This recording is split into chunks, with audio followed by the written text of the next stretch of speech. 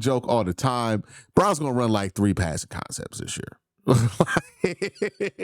It's gonna be mesh rail, it's gonna be drive, and then maybe some stick. Stick, yeah, I was gonna say. And that rolls in perfectly to pick 90 or whatever it was with the Browns.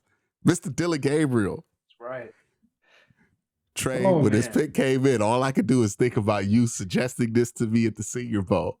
Being like, hey, man, what about Dillon Gabriel? You know, it makes sense for Stefanski, right? Guy like Stefanski likes him. And I was just like, he did it. Andrew heard him. Andrew heard him when he said it. And now we got Dillon Gabriel. Now, there are things Dillon Gabriel can do really well, right? There are big questions about what's going to translate to his game in the NFL. So let's talk about what you feel like.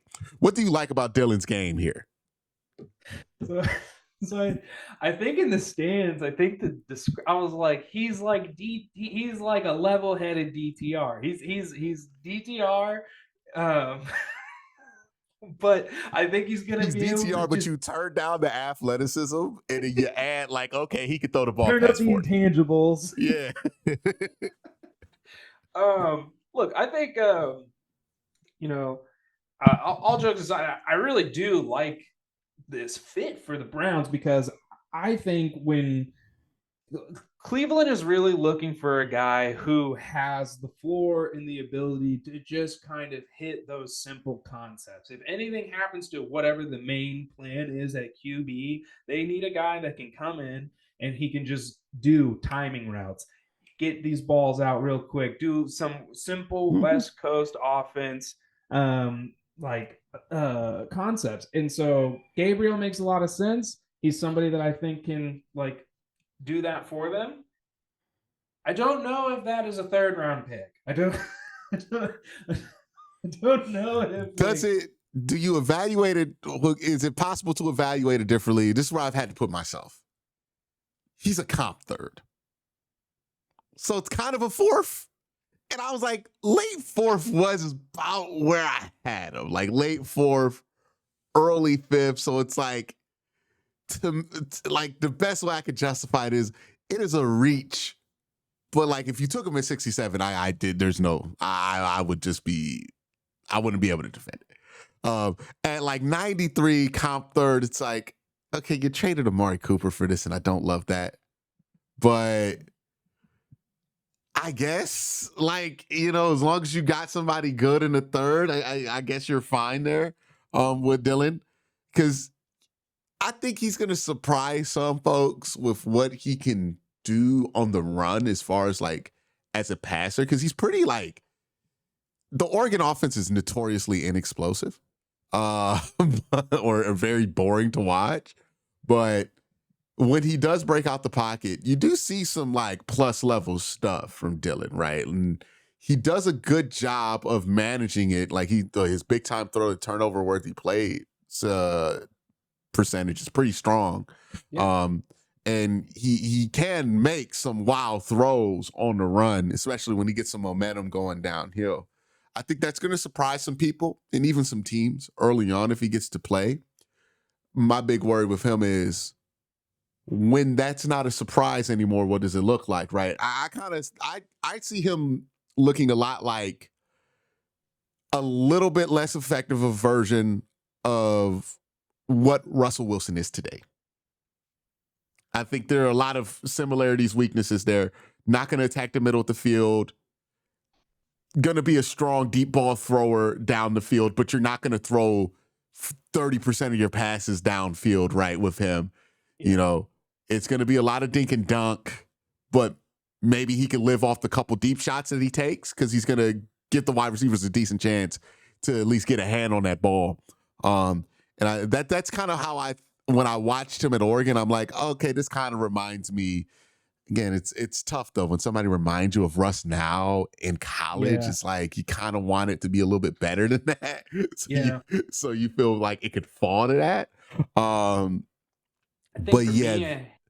Have him like Minshew, better athlete than Gardner Minshew. And we've seen Minshew kind of be able to carve out a career from just being a dink and dunker, has some, he can take a couple 30-yard shots maybe. But like I like Gabriel kind of. I know. We're talking about some gross quarterbacks right now. No, no. Some gross. Well, no, this is like, and again, it's going to sound like I'm roasting him, but like, I'm not trying to roast him. I'm not trying to like shit on the kid. But like, do you think he's going to be as aggressive as Gardner Minshew? Because I like that's the thing throughout his tape is like ultra conservative throwing the football, you know, and that's why like with SHEDEUR, I think we'll talk about SHEDEUR when time comes, but with SHEDEUR, I'm like, okay, there's going to be times where you have to tell him to play within himself because he thinks he's better than what he is. With Dillon, it's like, hey, man, you can throw that pass. Like, that's all over his Oregon tape. You're like, why didn't he throw this? Like, he had it. Like, he saw it. Why didn't he think he could take it? And that's the thing where I'm like, I wonder if it looks more like Case Keenum, right? Whereas, like, Case ain't taking no chances. Yeah. He don't trust his arm. He not about to throw the out if he's late just a little bit. Like, Gardner gonna throw the out if he late. Like that, and I wonder if that's in him, right? And how much that ends up holding him back is that he's very, very conflict adverse at the quarterback position. Yeah, and you know, Gardner had Mike Leach, so it makes sense that Gardner's built the way he is upstairs. And I think to your point, I think, you know, we're a few years removed from it, but when you look at UCF, Dillon Gabriel, that guy was pretty aggressive. That guy was on the run, making plays, I think doing some things that would surprise people. We're so, you know, we're a little bit far removed from that, and I think a lot of people just think of the Oklahoma tape. And then like you're saying, they look at Oregon, and I think Oregon really tried to bottle him in a little bit more. It seemed like they definitely, like by design, were like, no, we're gonna tweak this, turn it back. And you saw that with Bo Nix too. I think he was definitely a more controlled version of himself than the Auburn one. To a lesser extent, they even did this shit with Justin Herbert. Like, they don't trust quarterbacks there at all. And so I think he's going to have to be a little bit more aggressive. Like, to your point, I don't think he's going to be able to pass up some of those opportunities, because I don't think the guy we'll talk about later is going to pass up those opportunities. And one of them is cashing it in, or at least going 50-50 on those opportunities, but the other guy's never taking those shots. You know, I think you're going to kind of lose that battle. So I think by nature of this QB room he's going to be in, he's going to have to get aggressive. And I think it's going to be, man, you guys are going to have a dogfight. It's going to be like one of the most interesting, I think, summer storylines. And I'm sure you guys are super excited. Are we the first NFL League Pass team like, for the preseason? I mean, people are gonna be locked in. People are gonna be locked in. Who's starting Q1 of the first preseason game? Who's starting Q? Like, people are gonna be watching you guys by quarter, by series. People are gonna chart preseason. The charting during the fucking practices is gonna drive me crazy already. I can already tell. But yeah, that's my thing with Dillon, right? Like, because we talk about how aggressive he was at UCF, but it's like also that was the American, right? He had more confidence in his arm in that conference, right? Yeah, he did. Stop. But, you know, I don't think he was aware of his limitations as much at UCF, right? Yeah. But then you play the SEC, well, not the SEC, the Big 12, the actual Big 12, right? With Texas, Oklahoma in it, right? Like, and then you go to the Big 10, and it looks like he's way more conscious of those limitations. And that's not something that's gonna get better in the NFL, right? Now, Brock Purdy's one of the few people who was like very afraid of his limitations in college, and then just like was uninhibited in the league once he got drafted, right? Maybe that's Dillon Gabriel, right? Because people wonder, how did Brock Purdy turn into whatever he turned into? The man was uninhibited. Like, he got that Shanahan offense and just said, you know, I'm throwing everything. Like, and he wore Mr. Irrelevant as a badge of honor. Mm-hmm. And, you know, it worked out for him. But with Dillon, I'm like, in the preseason and in theory, right? We always say we rather have a quarterback be safer than take risk. But then the fucking game comes around and we're like, good God, throw it. What's the point, right? The perfect example. DTR was very safe with the football. Now, he turned the ball over a ton, despite this very conservative philosophy, which is also why this kind of fails in the league, because you can try to be safe with the football in the NFL. It does not matter. You're going to throw interceptions, right? Like, it's going to happen. Somebody's going to get a hand on something. The wide receiver's going to drop the ball. The margins are just this thin in the NFL, right? So you're going to throw turnovers. So in theory, I think a coach might look at Dillon and be like, he takes care of the football. But if he's not able to take care of the football at the level that he was in college, and it dips a little bit, which is likely in the NFL, you're probably going to look at him and go, you know what? I need somebody who's actually going to run the fucking play, right? Like who's actually going to throw this ball downfield. Because the thing that concerns me is they were down 28-0 in that first quarter against Ohio State. Still 65% of those passes 10 yards behind the line of scrimmage. Yeah. That's crazy. That's wild. Yeah. I didn't even know. Yeah. In the Rose Bowl, like the season is over if you do not win this game. Yeah. And 65% of these passes still somehow end up 10 yards behind the line of scrimmage. Like, it's crazy that you didn't attack more. And that's why I wonder, I'm like, does this guy trust himself enough to attack downfield?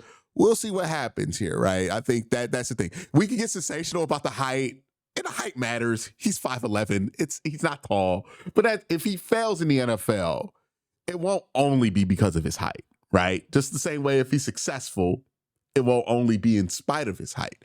There are some other things he has to overcome, and I think people get obsessed with the height part of him or obsessed with the left-handed part of him, and those are definitely factors.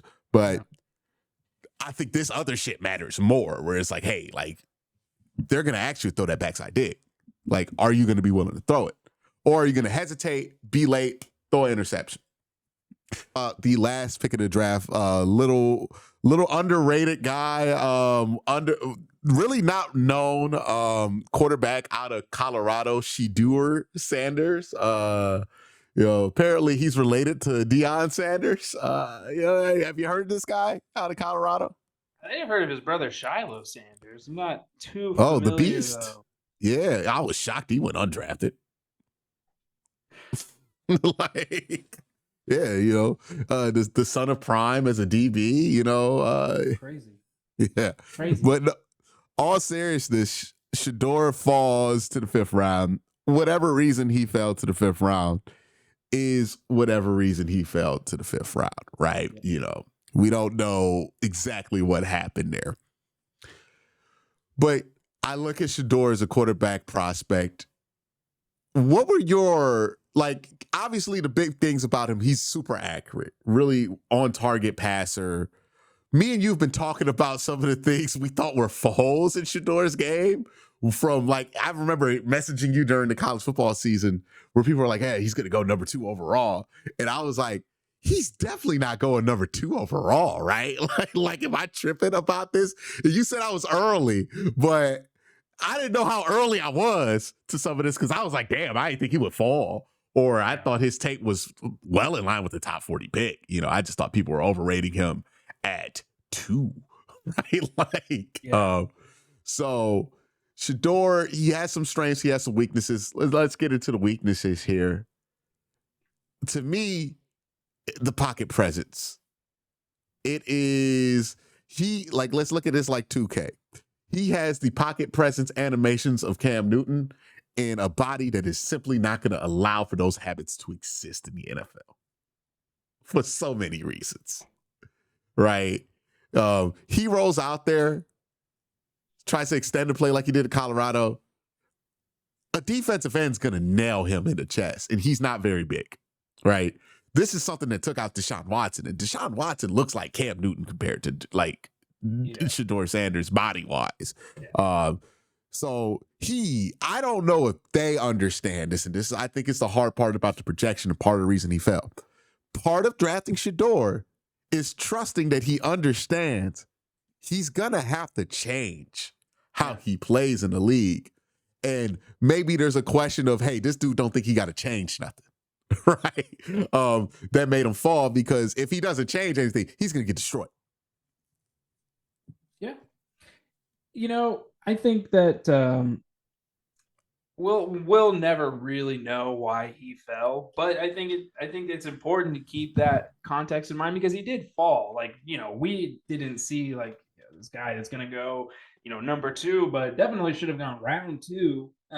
So when he's there in the fifth, it makes sense to grab him. It would have made sense for a lot of teams to take him there. So, someone like the Browns who are really in the thick of trying to solve their QB woes, you should take as many swings as you can because that's the most valuable position. And to your point, Shador is going to have to show them quite a few things if he's going to be able to stick around. But the main thing is that he's going to be able to adjust. And I don't think that's different than a lot of players, when it comes to coming into the league. But I think for him specifically, you're not going to be able to do some of the things you were doing. This is Kevin Stefanski's offense. This offense already is very prescribed in terms of like, hey, this is what you're going to do. This is your drop. This is where the X is going to be when you hit your fifth step. This is where your second progression is going to be. And you are going to be in a timing route system. And if you can't do that, then you're not going to fit here. Maybe there's other teams where he could get away with some of the more Shadorisms of his game, but it's really not going to work in Cleveland. And so I think that's going to be the first gate for him is like, hey, can you run this the way it's meant to be run? Can you execute it the way it's meant to be executed? Because we don't have time to do the like run around, all that. That's not how our offense is built. That's not how this is meant to go. I think he can. A lot of Shador's game, it was adapted, I think, to the environment he was in. That was a very nasty offensive line that he played behind for 2 years.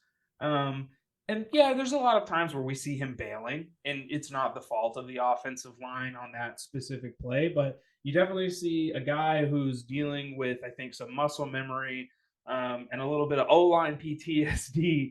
And I think maybe getting into the league, getting in this professional setting around these guys every day is going to help curb that habit for him mentally, just especially when he's prepping and going through it every day in practice. But um, I don't.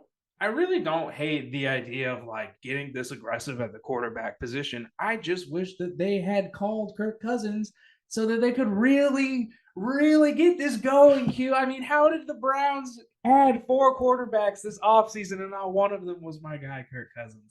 That's not a question the Browns need to answer. That's a question Terry got to answer. How did the Browns have 4 quarterbacks and you still got Kirk Cousins? Man. Like they tried to take them off your hands, and Terry kept driving up the damn price. They just said, we're just going to keep drafting quarterbacks, Terry. And he just said, okay, fine. I don't understand it at the end of the day, but checkmate Andrew Berry. He Terry should have just taken whatever it was. The door. I do wonder how much this fall, I don't want to say humbled him because I think that's being overused, but like makes him aware of like, okay, well, maybe this might be more of a problem than I'm anticipating, right? Maybe it draws up a flag, right? Where it's like, I'm not going to be able to roll out a coverage this way. And some of this is, just how he plays, and maybe he's able to get away with it. We talk about this, like Dillon Gabriel's probably not that much faster than him, but he's going to have to rely on his ability to get outside the pocket, right? Which I think is a more concerning problem than like with Shedeur. Like, okay, you got to teach him to not rely on it anymore because you think he can legitimately win from the middle of the pocket. And I've heard a lot of stuff about Shedeur over the last couple days. The idea that he can't process a complex offense, but Jackson Dart's going in the first round, it's kind of crazy to me because he ran a Pat Shurmur offense at Colorado, and that thing was very Pat Shurmur-y. And I know from watching the Browns in the past, Pat Shurmur, one of them dudes this big, the playbook this big, right? Like for no reason. Yeah. It's like 8 plays are called the same fucking thing. But it's like, oh yeah, it's like, we're in the 40. It's this, right? So he's done a lot of that work before, and it might have been why he kind of came into the process cocky, right? Like, a little overconfident. But yeah, I think it's going to be interesting if he can adjust that part of his game. If I'm Myles Garrett, I'm calling him immediately and being like, hey, man, I'm just going to let you know, if you do this in the NFL, I'm getting like 40 sacks on you, like in training camp.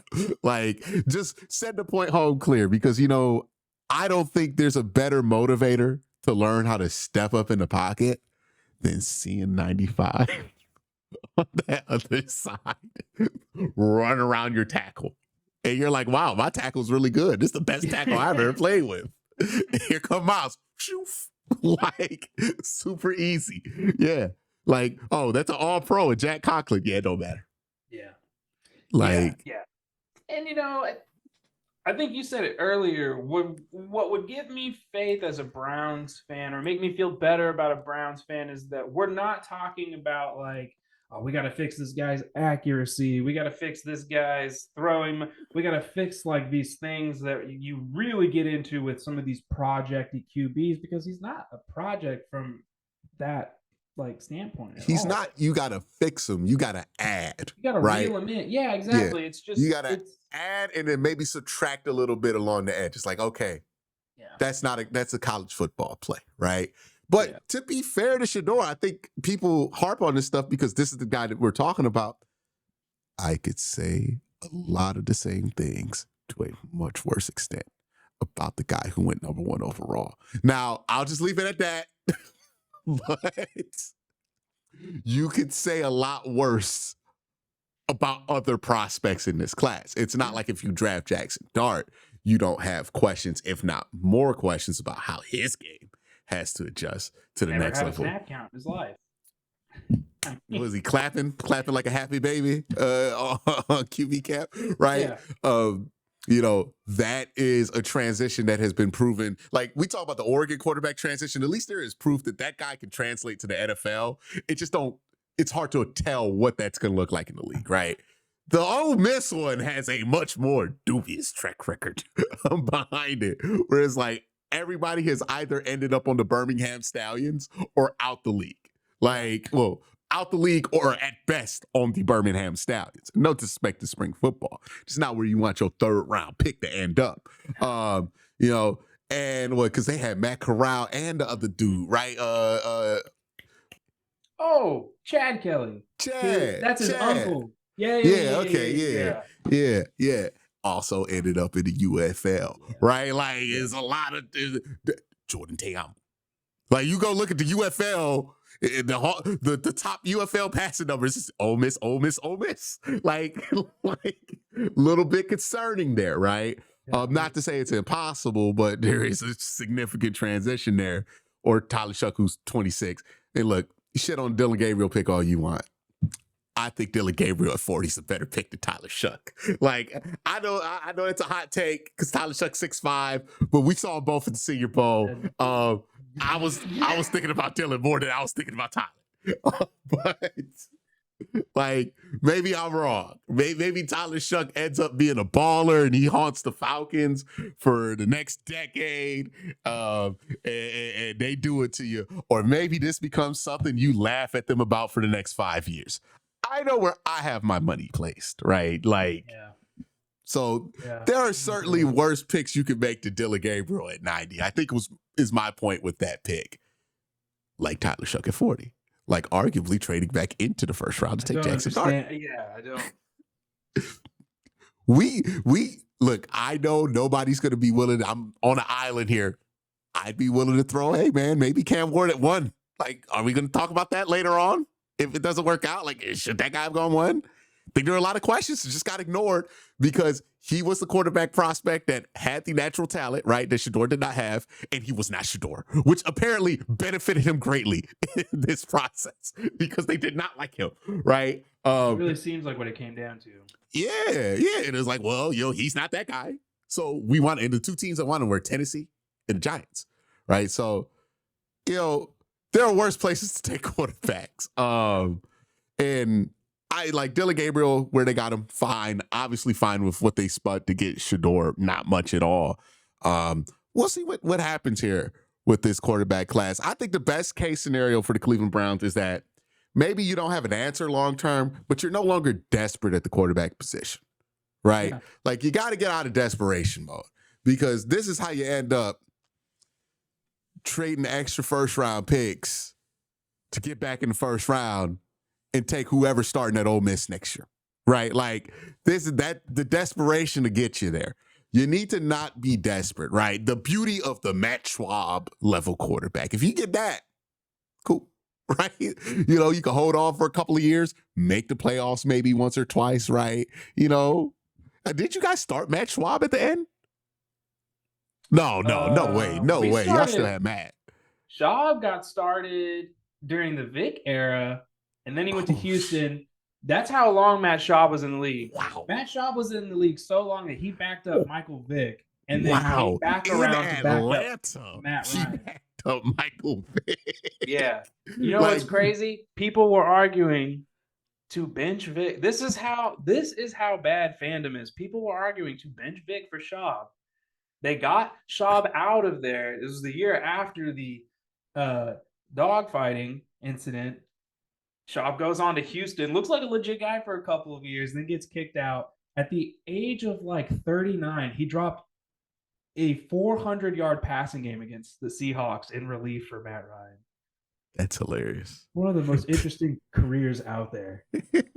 But hey, man, there's use in a dude like Matt Schwab if you're in the Browns predicament where it's like, okay, he ain't gonna make you good. But he went for picks. Yep. Joe Milton just went for picks. These guys, if you keep them around, and if you know, some people like QBs that come out of the Stefanski system. There's a little bit of a, you get a little bit of a boost. You get graded with a curve when you play for Stefanski. So I like taking all these shots because other people are going to get desperate and take shots on your guys later if they show a little bit of something.